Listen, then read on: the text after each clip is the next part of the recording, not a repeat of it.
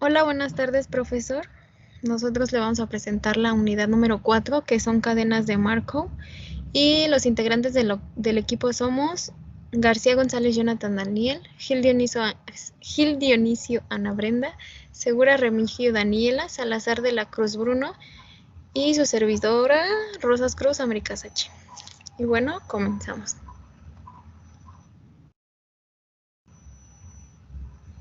Cuatro punto uno. Introducción a las cadenas de Markov. Es el primer tema que vamos a ver dentro de esta unidad. Pero, ¿qué es una cadena de Markov? Bueno, esta se define como una secuencia de variables aleatorias que representan los estados de un determinado sistema durante una serie de intervalos de tiempo, de modo tal que el estado del sistema en el intervalo actual depende únicamente de su estado en el intervalo inmediato anterior y no de los estados previos. ¿A qué sigue? Aquí en esta diapositiva tenemos algunas propiedades de las cadenas de Markov. La primera es que es discreta en el tiempo. La segunda es que se define un espacio finito de estados posibles. La tercera, el cambio entre estados está determinado por un conjunto de probabilidades. Y el cuarto, la probabilidad de que el proceso pase del estado al estado depende únicamente del estado actual y no de los estados anteriores.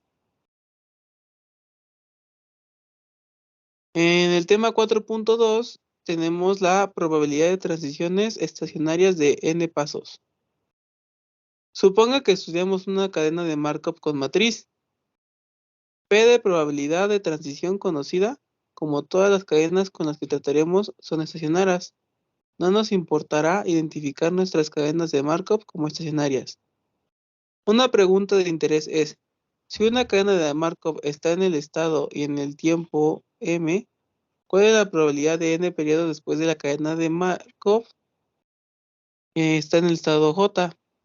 Como se trata de una cadena de Markov estacionaria, esta probabilidad será independiente de m, y por tanto podemos escribir donde se llama probabilidad en la etapa n de una transición de estado I al estado J.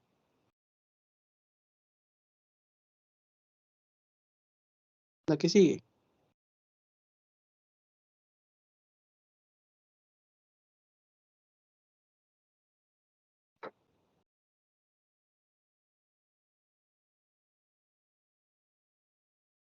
Y aquí tenemos la probabilidad de transición de n pasos.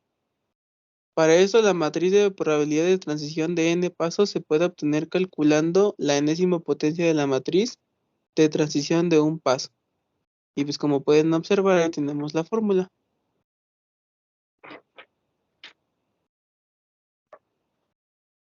El siguiente punto es el tema 4.4. Casos especiales, cadena absorbente, de cadenas críticas. Para quedar clasificando como una cadena absorbente, un sistema debe cumplir dos requisitos. Debe tener un estado absorbente y debe poder alcanzar un estado. Ese estado. Un estado absorbente es aquel en el que no se puede salir. Esto puede observarse fácilmente en la matriz de transición, porque un estado absorbente tiene una probabilidad de transición hacia sí mismo y el otro es de 0 hacia todos los demás estados. Esto quiere decir que PJJ es igual a 1. La siguiente. Cadenas absorbentes. Dos estados, el S2 y el S4, son absorbentes y ambos pueden alcanzarse desde cualquiera de los dos estados no absorbentes. La probabilidad de determinar el S2 o S4 depende del punto de partida. En este caso, si el sistema comienza en un estado absorbente, nunca saldrá de ahí. Ahí tenemos el ejemplo. Cadena absorbente. Solo se tiene interés cuando se comienza en un estado que no es absorbente. Se necesita otra relación. Esta es sin demostración para cada combinación I y K. Ahí tenemos otra fórmula. Cadenas cíclicas. Una cadena cíclica es aquella en la que el sistema entra en un ciclo entre ciertos estados siguiendo un patrón fijo. Cuando esto sucede, la cadena se convierte en determinista en lugar de probabilística.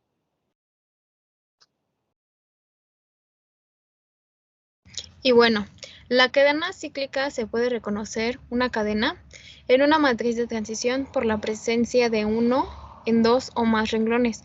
Un solo renglón no lo haría cíclica. Por ejemplo, aquí se ve claramente cómo es una cadena cíclica.